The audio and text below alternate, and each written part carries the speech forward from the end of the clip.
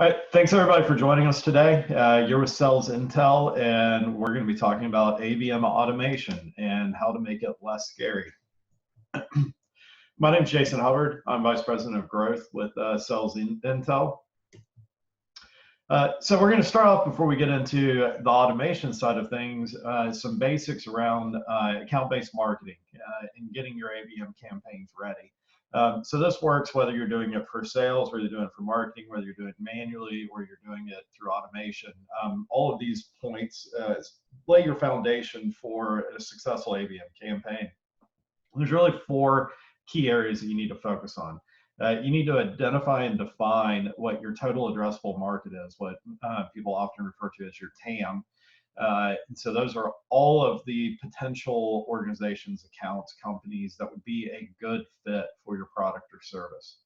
And once you've identified those key accounts or companies you want to target, then you have to figure out who your decision makers are at those organizations. And then within that context, you need to further prioritize what accounts you're going to go after, because there's very few of us that are going to have the infrastructure, the manpower, the attention, the time to be able to attack our entire TAM all at one time. So you have to figure out what out of that total addressable market you're going to focus on right now. So which accounts, which companies should be your priorities. And then you need to figure out what your channels are going to be for reaching out to and trying to engage those decision makers at the key companies that you've identified are. So we're going to break it down and look into each one of these individually. So how do you go about defining your total addressable market? First off, start with your own historical data. If you're a new company, obviously you're going to have to go off of assumptions or theories about who is going to be interested in buying your product or service. But for companies who've been around for a little while, look at your historical data, run some reports, look at where you've had successes and where you've struggled. In particular, pay attention to the accounts that took a long time, whether it was to close or to lose that opportunity. Long periods in evaluation tend to show you where you're missing somewhere. Either your messaging's off or there's something that's not quite right with the product. But those can be especially costly because of the amount of time and attention and effort that go into those for oftentimes not the results or the return that you need to justify that time and effort. But things to look for as far as trends across those companies are things like firmographic information. These would be things like what industry are they part of, what sector are they in, where are they distributed geographically? Are you only serving companies in the U.S.? Are you only serving companies in the East Coast? Do you have certain target markets that you're going after? Look at things like company size, the age of company, revenue that the company has, even all the way down to breakup of different departments, the headcount within those different departments. Similarly, look at things like technographic. So if your solution is specific to a certain type of technology or a certain platform, then that's pretty easy for you. You know definitively, hey, we have to have people that are on these platforms, or for instance, if you have integrations with specific platforms, then you may know that that's going to give you a significant leg up versus people that are not on a platform you've got an integration with. But even outside of just a pure technology play, say if you're offering sales consulting or sales services or marketing services, looking for indicators like on the marketing side, do they have a marketing automation platform? How long have they had that? Are they shopping for one? Can be a strong indicator of where they are and what priorities they have on marketing spend. So looking at your historical data where you've had success in the past, where you struggled in the past, and figuring out some of these trends, some of these filters that you can apply to be able to define and whittle down what your total addressable market is. Now, like I said, once you've identified the companies you want to go after, then you have to figure out who at those companies that you want to go after. So on average now in a B2B buying decision, you're averaging 6.8, so nearly 7 decision makers that are involved in a buying process right now. That's a lot of people that you've got to convince in order to close a deal. The more of those people that you engage directly and that you speak to as far as what their pain points are, what they're interested in, where their frame of reference is, the more likely you are to close that deal. You need to know where these decision makers lie within the company as far as departments or titles to go after.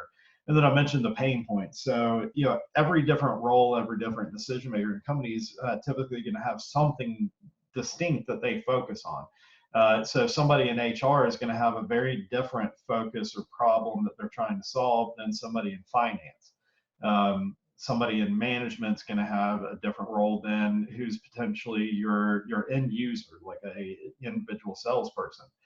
So being able to speak to the pain points, the interests that each one of those members has is instrumental in the effectiveness of your campaigns. And then, like I said, once you've identified, your total addressable market, who your decision makers are at those companies, and you need to figure out which companies, which accounts you want to prioritize. And so this is where, looking at that historic data, seeing what you can identify as far as trends, but then also, in particular, being able to use buying intent signals. And so for those of you who are not familiar with that, these are things like what websites are they visiting, what search terms are they using, where have they been, what are they looking for as far as HR hiring, what departments are they looking to flesh out, what technologies are they evaluating. And so there's different sources for you to be able to go to as far as data partners and stuff that give you this level of buying intent data. One of the most powerful signals that some of these solutions can even give you is all the way down to which accounts, which companies through stuff like reverse IP lookups are visiting your site or looking at your specific solution. So these are ways for you to prioritize and identify, that not only are they, a target customer based off of, those technographic, firmographic criteria that we talked about, but also are they at a evaluation or buying stage in their user journey? So are they a good target to elevate or prioritize right now?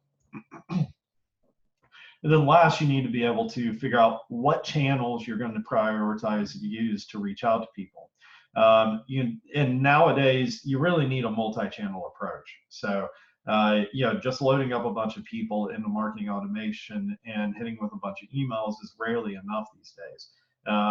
Similarly, just prospecting on LinkedIn is going to bring you up short more often than not. So you need a multi-channel approach. You need to be able to target them via email, via social media, via phone calls. You're even starting to see some people start using direct mailings again. A big piece with this is, if you're targeting them by dialing, if you're calling on these, direct dials are hugely, hugely important. So you're nearly 4 times more efficient if you have your team dialing using direct dials as if they're going in through a switchboard or a main company number or something like that. So paying attention to these channels, making sure that you have the ability to reach out to people on these channels, because of course, you can't reach out via email if you don't have a valid email address. You can't get in touch with them over the phone if you don't have phone numbers to call, in particular direct dials. All right, so you've identified who you want to go after, what companies, who the decision makers are at those companies, what titles they have, how to filter and define those. So then how do you reach out to them? You even have your channels. We want to target, social, email, phone. So then what do you actually use to try and get in front of and get engagement from your target audience? And this is where content becomes crucial. So you want to get the right content at the right time to the right people. So for accounts, you want to be able to look at things like firmographic filters, like we talked about. So, things that are specific to industries, verticals, specific use cases they have. This is a great time to surface things like case studies, white papers, infographics, stuff like that. That's going to be specific to that company, that industry, their needs. And then at the individual level, you also want to segment based off of, titles, roles, departments, and in particular, target what those priorities and pain points are for those different roles, those different personas at those companies. And so in an ideal world, you're going to be able to slice and dice your content to be able to serve something that's not only specific to that company and their industry, their pain points, but also specific to that person's role at that company. And so, content becomes really crucial in this. But the flip side of it is your content's only going to be as effective as your targeting. And this is where, in particular, as you start rolling out automation, data quality becomes vitally, vitally important. Because if you're not correctly segmenting and targeting, then you're now surfacing the wrong content to the wrong people.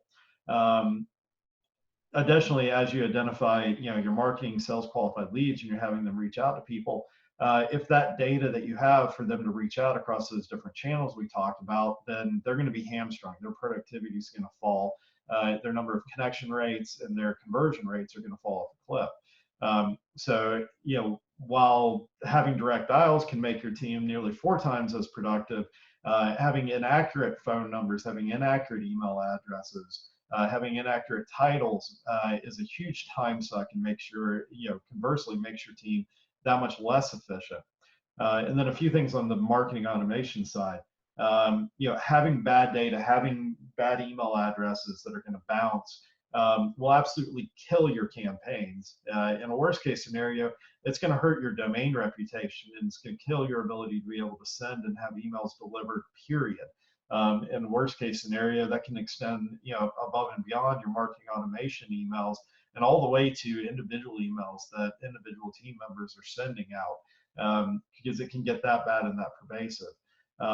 Additionally, improperly targeting your content can risk that domain reputation, can risk people getting upset, annoyed. They're going to be much more likely to flag you as spam. Certainly, you're going to be less likely to engage with your content, take the next actions and steps in the user journey that you want them to take. So all of this doesn't have to be hard or difficult, but at the end of the day, having your data in a good place, making sure that your segmentation, that your filters is properly done, is absolutely essential. Because otherwise you risk having things run amok, especially whenever you start doing it at scale in an automated fashion.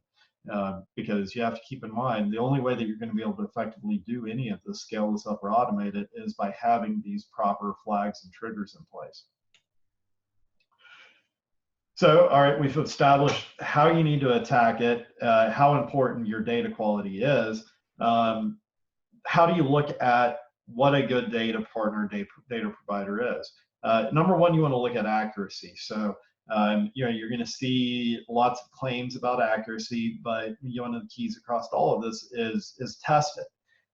So whenever you are evaluating or looking at a data partner, get some sample data or get a brief trial so you can get in and actually use the platform yourself, and get in and spot check things. Are people that they say are at that company actually at that company? Is it the right title? Pick up the phone and call. Are those numbers correct? Send emails. Do those emails go through, or do they bounce? And then similarly, look at, so you've taken the time and effort to identify and build out and know exactly what your total addressable market is. What are the accounts you really want to go after? For a lot of companies, that's going to be really broad, and so that's going to be applicable across a lot of different data vendors. But for a lot of other companies, that TAM is going to be really specific. There's going to be a specific niche that you're going to want to target. And so that's going to mean that your coverage, the number of those accounts that you have that you're wanting to target that are covered by that data partner or provider is going to vary pretty wildly between different data partners, different vendors. And so similarly, you want to work with a data provider that's willing to work with you on, if you need it, helping to identify and define what your TAM is. And then once that is, being able to generate a coverage report. So we have, X% of the company's accounts titles that you want. So we've got a match rate of 70%, say, of the companies you want to target, or vice versa. If you don't have that list, you're looking to build that list, but you can build what those filters and criteria are, then that data partner should be able to look at that, run that against their database and say, based off of these filters or criteria, we have X number of accounts that match what you're looking for. Additionally, we want to look for data types that they have. So this is not necessarily going to be equal or standard across different data vendors.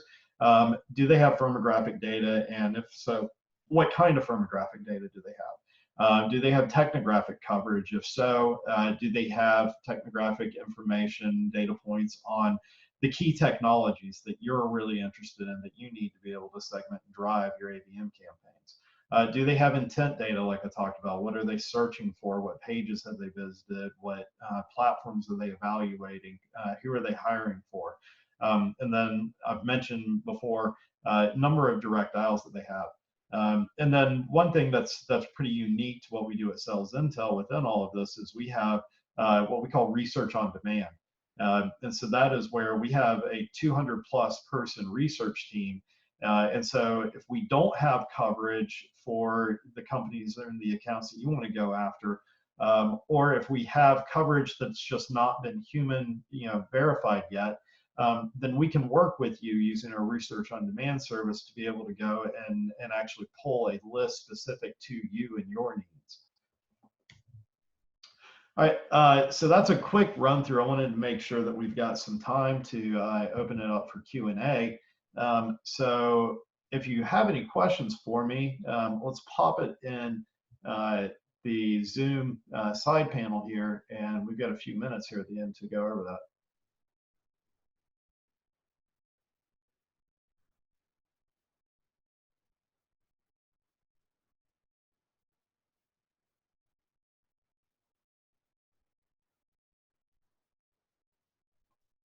All right. If we don't have any questions, then I can give you guys back a few minutes today. Thanks everybody for joining us. And like I said, we will send out an email with a link to the deck as well as the recording. Thanks everybody. Have a great day.